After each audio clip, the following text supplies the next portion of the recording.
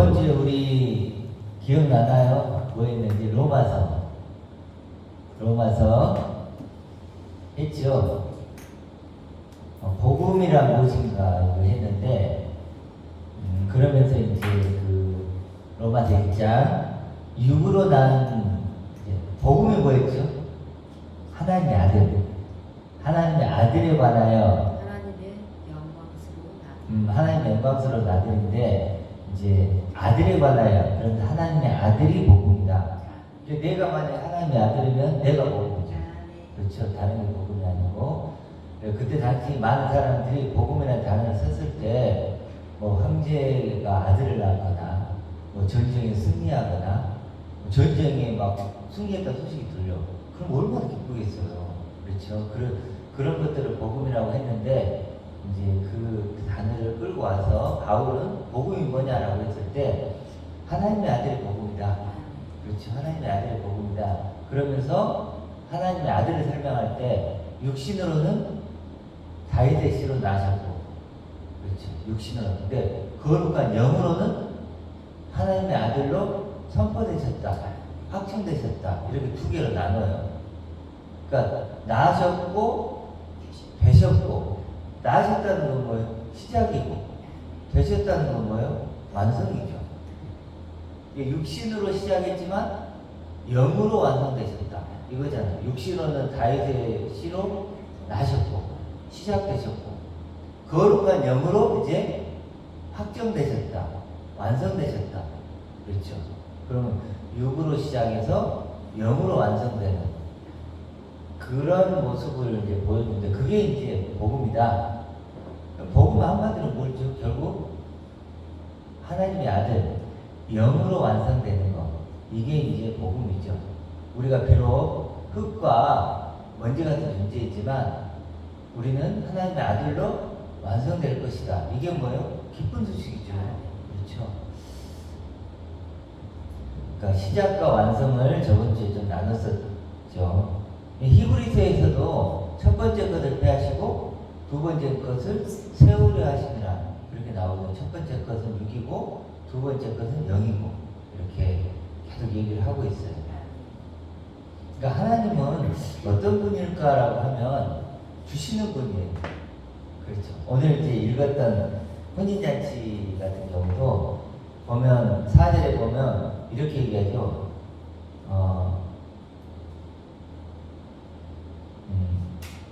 모든 것을 갖추었으니 혼인잔치에 오소서 그러죠. 그렇죠. 모든 것을 갖추었을 때 혼인잔치, 뭐 구원의 잔치, 생명의 잔치 뭐 이렇게 표현할 수 있겠지만 그러니 모든 걸 갖추었대요. 하나님 지금 뭐라고요? 모든 걸 갖추었대요. 오라고 하는 거예요. 이게 모든 것을 갖추고 오라고 하신 하나님. 이게 모든 걸 주시는 분이에요. 하나님은 주시는 분이다. 누가 나한테 하나님은 어떤 분이에요? 물어보면 저는 이렇게 대답을 해요. 하나님은 주시는 분이다. 그렇죠. 오늘도 예복을 주시고 기름을 주시고 또 포도 품꾼 비유에서는 뭘 주죠? 한 데나리온을 주시죠. 그렇죠. 항상 주시죠. 아들을 내어주시고 뭐 이런 식으로 항상 하나님은 주시는 분이에요. 사실 생각해보면 우리가 존재하지 않을 수 있었죠. 그렇죠. 이 눈에 보이는 것들이 존재하지 않을 수도 있었죠. 이것도 그렇고 육신도. 근데 존재하고 있잖아요. 하나님 주신 거잖아요. 눈에 보이는 것들이 다 하나님 주신 거죠. 육이든 영이든 다 하나님이 주신 거죠. 하나님들이 주시는 분이다. 근데 첫 번째 것, 두 번째 것 얘기를 했으니까 첫 번째 것은 사실 죽으라고 준 거죠. 그게 아니라고 준 거고 두 번째 것은 살라고 주신 거죠. 이걸 좀 분별을 잘 해야 되는 것 같아요. 그래서 예수 그리스도잖아요. 예수는 죽죠. 그리고 예수 안에 있는 그리스도로 살아나는 거예요. 그러니까 예수는 그리스도 이렇게 표현을 하죠. 근데 이제 선물을 보면 겉은 뭐죠? 포장지. 안은 내용물이 있죠. 뭘 주고 싶은 거죠? 내용물을 주고 싶은 거죠. 그럼 그 내용물을 하려면 포장지를 어떻게 해야 돼요? 찢어내야 되죠. 그렇죠? 그 안에 내용물을 보는 것처럼 사실은 이제 예수 안에 있는 그리스도, 하나님의 아들을 우리가 만나야 되는 거지. 포장지를 누가 이제 예를 들어 결혼 반지가 있다고 쳐봐. 예쁜 반지가 있는데 케이스가 있어. 내가 받았었는데 케이스를 받은 건 아니죠. 그래서 뭘 반지를 받은 것처럼 우리가 예수를 받은 게 아니에요. 예수 안에 있는 그리스도를 하나님의 선물을 받은 거죠. 그렇기 때문에 항상 우리가 조심해야 되는 거예요. 하나님 주시는 분이지만 도대체 뭘 줬는가 이것을 잘 분별하고 오해하지를 않아야 된다. 오늘 본문에서도 혼인잔치 비유에서도 뭐라고 나오냐면 마지막에 14절에 보면 이렇게 나오죠. 청함을 받은 자는 많되 택함을 입은 자는 적으니라. 청함을 받은 자가 있고 택함을 받은 자가 있죠. 이렇게 나누죠. 청함을 받았다는 불러내졌다 이런 뜻이거든요. 불러내졌다. 그리고 분명히 청함을 받은 자들은 뭔가 하나님의 그 요구에 어떤 불러냄에 반응한 거죠. 그래서 이제 청함을 받았다는 것은 우리 이제 이스라엘 강이 두 개가 있죠. 홍해가 있고 또 뭐가 있죠? 요단강이 있죠. 그렇죠. 그렇죠. 요단강. 홍해와 요단강이 있는데 두 개의 강이 있는 거예요. 그러니까 애굽에서 광야로 불러낼 때 그때 뭐가 가로막고 홍해가. 그렇죠. 홍해가 가려있는데 이제 이게 첫 번째 강이에요. 근데 여기도 청함을 받는다는 것은 마치 그 홍해를 걷는 것과 같은 거예요. 그러니까 어떤 거냐면 육신의 한계를 본 거예요. 아, 육이라는 건 제한적이고 유한한 거구나. 이게 전부가 아니구나. 이것만 바라보고 살면 안 되는구나라고 이제 발견한 사람들이죠. 사실은 이게 이제 종교인이라 할 수 있죠. 종교인들. 그렇죠. 불교 같은 경우도 보면 그걸 깨닫죠. 아, 이게 아무것도 아니구나. 공이구나. 무구나. 결국 없어지는 거구나. 이런 것들을 깨닫잖아요. 그렇잖아요. 육신의 한계를 깨닫는 거죠. 그래서 육신을 의지하지 않는 그런 사람들이 홍해를 건넌 청함을 받은 사람들이라고 할 수 있죠. 그럼 택함을 받은 사람들은 뭘까요? 이제 무슨 강을 건넌 사람들? 요단강을 건넌 사람들이죠. 요단강을 건넌 사람들인데 이스라엘 백성들이 요단강을 건널 때 언약궤를 메죠. 제사장들이 언약궤를 메고 발을 요단강에 딱 디디니까 물이 갈라지죠. 그게 뭘 보여주는 거겠죠. 언약궤를 맨다는 건 우리 지금으로 본다는 거죠. 약속을 믿는다는 거죠. 그렇죠. 언약궤니까 약속을 믿고 발을 이렇게 요단강에 딱 댄다는 건 어떤 의미일까요? 나를 그런 존재로 날 믿는 거죠. 그렇죠. 그런 존재들이야만 택함을 받는 존재들이라고 생각을 해요. 근데 요단강을 건넌 세대는 1세대인가 2세대인가요? 2세대죠. 그건 또 뭘 보여줄까요? 결국은 첫 번째는 안 된다는 거예요. 첫 번째 날은 안 되고 두 번째 날로만 건널 수 있다는 거고 겉사람은 안 되고 속사람으로만 가능하다. 이런 것들을 또 보여준다고 할 수 있겠죠.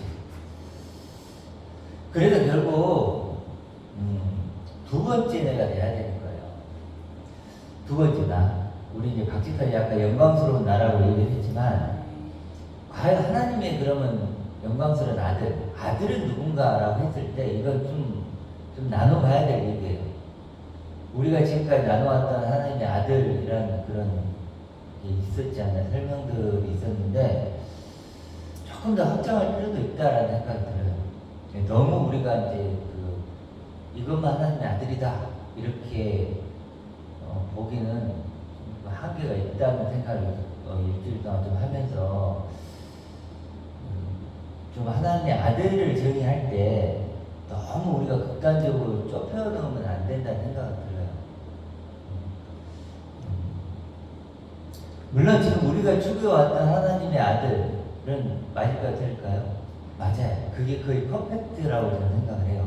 완벽한 하나님의 아들이라고 보는데 아들은 조금 문제가 있는 아들도 있고 그런 거라는 생각도 들어요. 어찌됐든 두 번째나 영광스러운 아들, 이것이 이제 요단강을 건넌 택감을 받은 자들, 애복을 입은 자들이라고 할 수 있죠. 그걸 조금 더 생각해 보면 예수님이 뭐라고 하냐면 그런 존재들이 뭐죠? 오리를 가라고 하면 심리를 가주라고 그러죠. 그 심리를 갈 수 있는 능력이 있는 사람들이죠. 오리와 심리는 다르죠. 그렇죠. 오리만 같은 사람들은 심리를 모르겠죠. 한 번도 걷지 않는데 우리는 그 길을 걷는 존재들이죠. 그렇죠? 속옷을 입은 자들에게 겉옷도 주라 그러죠. 그러면 속옷을 입은 자들은 겉옷을 입어본 적 있을까요? 없을까요? 없죠. 그렇죠. 속옷만 입었어. 겉옷은 한 번도 입어본 적이 없는 거예요. 근데 우리는 지금 겉옷을 입고 있는 거예요. 영광스러운 아들이란 겉옷을 입고 있잖아요. 근데 이걸 입혀주는 거죠. 왼쪽, 오른쪽, 왼쪽과 오른쪽과도 같은 얘기고, 오른쪽이라는 건 항상 오른쪽이라는 것도 기준이 있잖아요.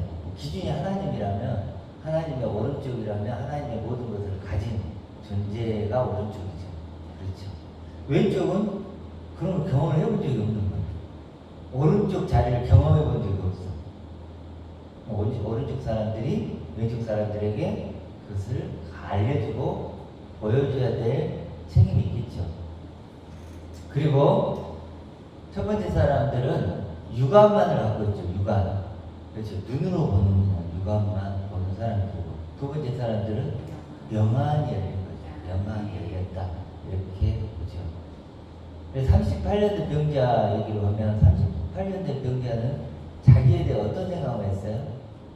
그냥 누워있는 병자, 아무것도 아닌 존재.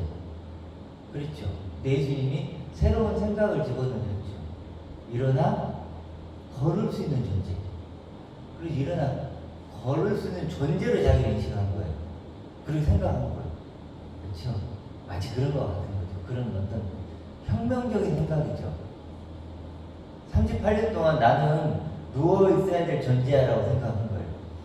그런데 예수님 와가지고 일어나 걷는 존재로 바꿔준 거예요. 그러니까 생각이 혁명적으로 바뀐 거예요. 예를 들어서 나는 죽을 수밖에 없고 그게 전부야라고 생각했던 내가 영원히 살 수 있는 존재야. 그렇게 생각이 혁명적으로 바뀌는 거죠. 마치 그런 것 같은 거죠. 그리고 두 번째 나는 아버지 뜻이 이루어진 존재죠. 아버지 뜻이 이루어진 존재고, 회개를 한 자죠. 회개가 뭐라 그랬죠? 생각을 바꾼 존재. 그렇죠. 38년 된 병자도 그렇게 본다면 회개를 한 존재죠. 그렇죠. 회개를 한 존재고. 다이게, 그래서 이제 하나님의 아들은 하늘 열매니까, 저번주에 우리 제목으로도 그걸 썼지만, 하늘 열매를 맛보고 사는 거죠. 맛보고 사는 거다. 열매를 어때요, 여러분? 하늘 열매가 맛보니까 맛있나요? 네. 우리 개꿀이에요. 우리 박 집사님이 이번에 뭐 파란 거 뭐였지 그게? 멜론이었나? 파파야 멜론인가? 그걸 조금 사갖고 먹어봤는데 맛있더라고요. 그렇죠? 우리나라에서 원래 그 맛볼 수가 없죠. 맛볼 수가 없었는데 이제 세계화가 되면서 이제 수입이 돼서 맛보는 거죠. 그렇죠?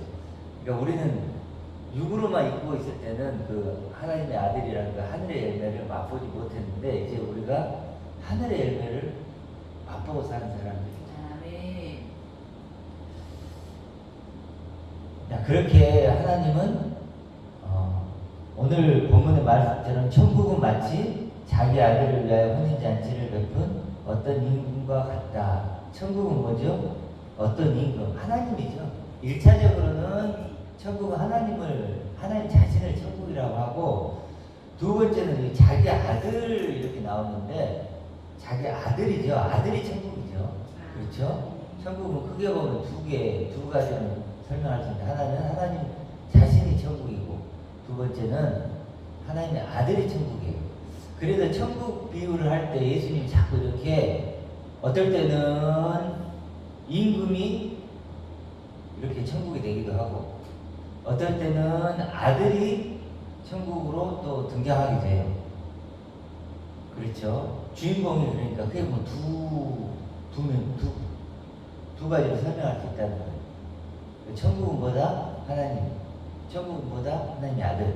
그리고 어떨 때는 이렇게도 표현하고, 어떨 때는 저렇게도 표현하면서 설명을 하고 계시는 걸 볼 수 있어요. 그래서 성경에서는 하나님은 나의 상급이다 이렇게 표현하잖아요. 아브라함도 하나님 나의 상급 이렇게 나오는 거죠. 저는 이거 읽으면서 좀 은혜가 됐던 게 4절 아까 얘기했던 것이 모든 것을 갖추었으니 혼인잔치에 오소서. 이제 하나님 우리에게 하신 얘기죠. 내가 너를 위해 모든 걸 갖추었으니까 생명의 잔치에 참여해라. 구원의 잔치에 참여해라. 영광의 잔치에 참여해라.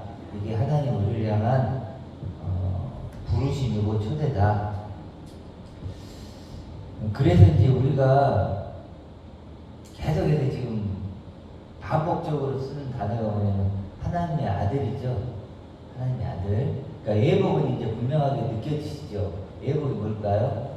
하나님의 아들이라는 것이죠. 그렇죠? 마태복음에서도 화평케 된 자는 하나님의 아들이라 일컬음을 받을 것이다. 예수님 그렇게 얘기하시거든요. 그러니까 아들의 옷은 하나님의 아들이 예복이다. 이렇게 이해를 하면 될 것 같아요. 그러니까 하나님의 아들을 다른 표현으로 믿음이라고 할 수 있죠. 우리가 믿는다라고 했을 때는 무엇을 믿는가라고 했을 때 나를 하나님의 아들로 믿는 것이고, 또 하나님이 나를 하나님의 아들로 믿고 계신다는 걸 믿는 거죠. 그래서 믿음은 다른 말로 하면 하나님의 아들이 믿음이에요. 그러니까 베드로가 동일하고 보배로운 믿음 이런 얘기 했잖아요. 동일하고 보배로운 믿음. 그럼 믿음이 하나님의 아들이니까 우리는 동일한 하나님의 아들이고 보배로운 하나님의 아들이죠. 그들은 그러니까 굉장히 어렵고 힘들게 살았지만 자기들을 그렇게 믿었던 거예요. 하나님의 아들로. 그렇기 때문에 차별이 없는 거죠. 그런 측면으로 보면 차별도 없고 동일한 기쁨. 그렇잖아요. 동일한 기쁨을 누렸을 것 같아요. 근데 이제 이 믿음을 그렇게 이해를 하면 믿음이 뭐라고요? 하나님의 아들. 그러면 그걸 달리 표현하면 그걸 복음이라고 하고 진리라고 하죠. 예수님이 뭐라고 그랬죠? 진리를 알지니 진리가 너희를 자유케 하리라. 하나님의 아들이 누군지를 알면 자유함을 얻죠. 자유함을 얻게 됩니다. 그러니까 하나님의 목표는 아들만 되니까. 그래서 저번 주에 이제 바라는 것을 바꾸어야 행복할 수 있습니다. 그랬죠? 바라는 걸 바꿔야지. 내가 바라는 게 뭘까? 원하는 게 뭘까? 물론 이 땅에서 행복하게 사는 거 중요하죠. 그것도 분명히 필요하지만, 떡도 필요하지만, 바라는 것을 이제 하나님의 아들로 바꿔보는 거예요. 하나님의 아들이 어떤 존재일까? 그러면 새로운 행복을 느끼겠죠.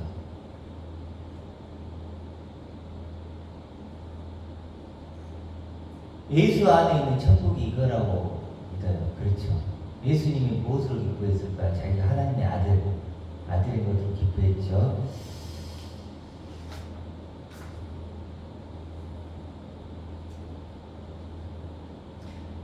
결론적으로 얘기를 드리면,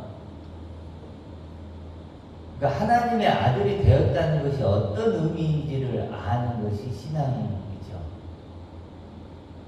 왜 어느 혼인잔치에도 예복을 못 입었을까요? 왜 안 입었을까요? 라고 생각해 보면 애복의 가치를 모르는 거예요. 그렇죠. 만약에 이 초대를 받은, 청함을 받은 사람들이 애복이 얼마큼 중요한지를 알았다면 반드시 입었겠죠. 그렇죠. 안 입으면 쫓겨났잖아요, 지금. 쫓겨났잖아요. 그러니까 애복은 이 혼인잔치에 참여할 수 있냐 없냐를 결정할 수 있는 엄청나게 중요한 가치를 갖고 있는 거죠. 그걸 몰랐기 때문에 안 입은 거죠. 만약에 이게 이 정도로 중요한 건지 알았다면 입었겠죠. 그렇죠. 그런 것처럼 이 하나님의 아들이 되었다는 것이 어떤 의미인가를 알아야 되는 거예요. 의미를 알아야 가치를 아는 거고, 가치를 알아야 소중하게 되죠. 이 의미를 모르면, 하나님의 아들이 되었다는 의미를 모르면요, 가치 기억이지 않아요. 관심도 없고. 그래서 하나님의 아들이 되었다는 것이 어떤 의미인가를 결국 아는 것이 신앙생활이다. 그 신앙생활하는 목적이 그거라는 거예요. 도대체 하나님의 아들이 되었다는 건 어떤 의미일까? 그래서 그것만 나눠볼게요. 하나님의 아들이 되었다는 것은 에베소서의 표현대로 하면 거룩하고 흠이 없고 책망할 것이 없는 존재가 되었다. 하나님 보시기에 거룩하고 흠이 없고 책망할 것이 없는 존재예요. 그리고 결코 정죄함이 없죠. 하나님의 아들은. 그리고 하나님이 감추어진 비밀이고, 하나님께서 창세부터 감춘 비밀이에요. 하나님의 아들은. 그리고 하나님이 바라보고 대접하고 있는 나죠. 하나님 나를 어떻게 바라보는 거예요? 아들로 바라보시고 아들로 대접하는 거예요. 아들로. 세상 사람들은 나를 어떻게 볼지라도 하나님은 그렇게 나를 바라보고 대접하는 것이고, 그것이 하나님의 사랑이라고 해요. 우리를 그렇게 바라보는 것을 사랑이라고 합니다.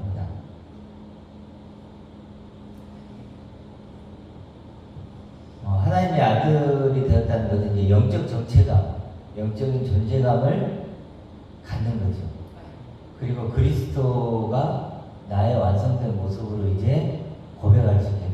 그리스도만이 나의 완성된 모습이라고 고백할 수 있는 거죠. 완전히 차원이 다른 내가 되는 것이고, 주님을 따르는 거죠. 그렇죠. 예수님도 하나님의 아들로 사셨던 것처럼 나도 하나님의 아들로 살기 때문에 주님을 따르는 게 되는 거죠. 당연히 하나님의 아들은 최후의 승리자죠. 그렇죠? 최후 승리자가 되는 것이고, 생명책에 기록이 되는 거죠. 하나님의 아들이 되는 불멸의 존재가 되는 거예요. 그리고 영원한 내 것이에요. 여러분이 이런 말 할 때 어떤 말이 마음에 와닿는지 모르겠지만, 지금 이 하나님의 아들의 의미를 지금 생각하는 거예요. 영원한 내 거예요. 영원히 내 것이 될 수 있는 게 있나요? 아무것도 없어요. 물론 소중하죠. 가치 있지만 영원한 내 것은 아니에요. 다 버리고, 그래도 공수거죠. 공수래. 레가 원래 있지 않으니까 공수하면은 손에 아무것도 없이 왔다가 공수거 갈 거자니까, 그렇죠. 아무것도 없이 가는 거죠. 그런데 하나님의 아들만이 영원한 내 것이죠. 그리고 오늘 애복 얘기는 최고의 애복이고 완전한 애복이고 영원한 애복이죠. 그렇기 때문에 하나님의 아들은 우리의 능력이고 기쁨이고 자랑이죠. 이렇게 하나님의 아들이 되었다는 의미를 계속 우리가 생각해야 돼요. 잊지 않고 기억하는 거예요. 이게 영의 생각이죠. 우리가 지금 나눴던 이런 것들이 영의 생각이에요. 그래서 육신의 생각은 사망이지만 영의 생각은 뭐죠? 생명과 평안이에요. 평안이라는 게 뭐냐면 하나 되는 기쁨이에요. 하나 되는. 이런 생각을 하면 그래서 이제 우리가 변화산 체험 있잖아요. 변화산 체험 있는데 이게 이렇게 내가 하나님의 아들을 경험하는 게 변화산 체험이에요. 똑같은 거예요. 현재 이런 현재적 변화산 체험이에요. 그렇죠. 하나님의 아들로 나를 경험하는 거예요. 우리가 이제 비록 우리는 뭐 백만장자 경험할 수 없죠. 그렇죠. 뭐 연예인처럼 막 그런 스포트라이트로 이건 못하잖아요. 그렇죠? 그건 경험할 수 없어요. 그렇지만 그보다 훨씬 더 큰 놀라운 경험을 할 수 있는 거죠. 그렇죠? 그게 하나님의 아들로 나를 경험하는 거죠.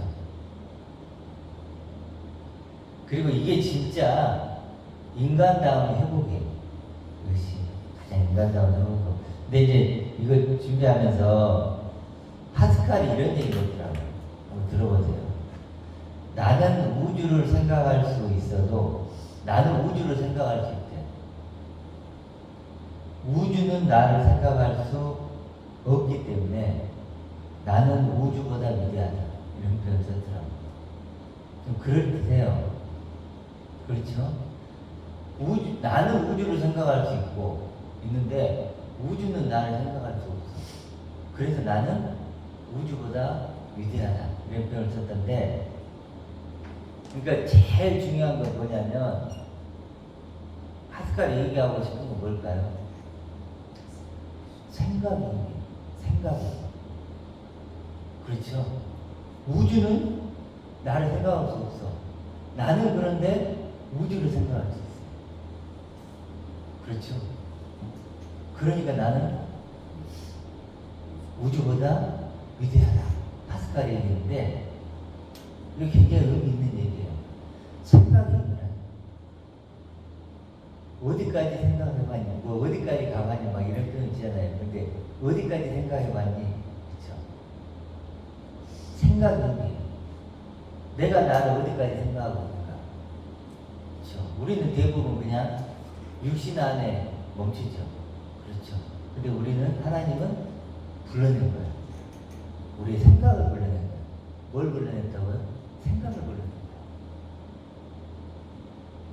육의 생각에서 멈추지 마. 전진해. 그래서 마치 생각이, 그래서 이제 데카르트는 그렇게 얘기했죠. 나는 생각한다, 고로 존재한다. 그렇죠. 생각이 존재를 만든다는 거예요. 그렇다면 다 그걸 알아요. 내 생각이 지금 애굽에 머무를 것인가, 광야에 머무를 것인가, 가나안에 머무를 것인가. 생각을 전진시켜야 되는 거예요. 그렇죠. 내 생각을 이제 어떻게 해야 되나, 나를 하나님의 아들로까지 끌어올리는 거예요. 끌어올리는 거죠. 그렇죠. 하나님이 그걸 우리에게 원하는 거죠. 우리가 생각을 좀 목적이잖아요. 다른 짐승에게는 동물은 안 줬죠. 그런 생각. 인간만이 뭐 이런 생각을 할 수 있는 거예요. 그렇죠. 그래서 우리가 애복을 입읍시다. 이거예요. 그렇죠. 애복, 하늘의 애복, 하나님 주신 최고의 애복. 그것이 뭐죠? 하나님의 아들이란 생각이, 하나님의 아들이란 생각이 애복이에요. 그래서 그 애복을 입고 기쁨으로 우리가 살아가는 제 삶이 되길 원하고, 그 애복을 입고 하나님 아버지를 만나는 저희가 되길 소망합니다.